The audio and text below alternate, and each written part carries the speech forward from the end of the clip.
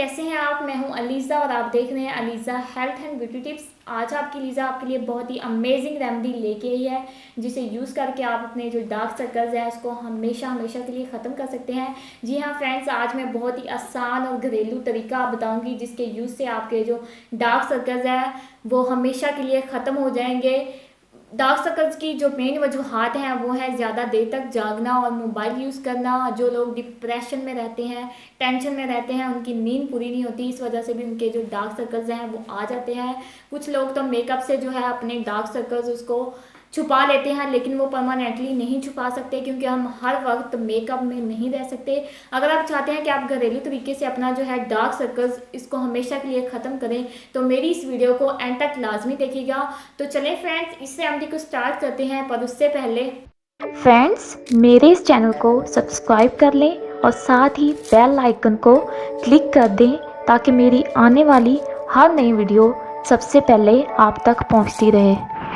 Friends, dark circles को ख़त्म करना इतना मुश्किल काम नहीं है, बहुत ही इजी तरीका है। आप मेरे सामने पड़ा देख सकते हैं हनी। जी हाँ, हनी से आप अपने जो डार्क सर्कल्स हैं इसको ख़त्म कर सकते हैं। ये बहुत ही आसान तरीका है, आपके इतने पैसे भी नहीं लगने वाले।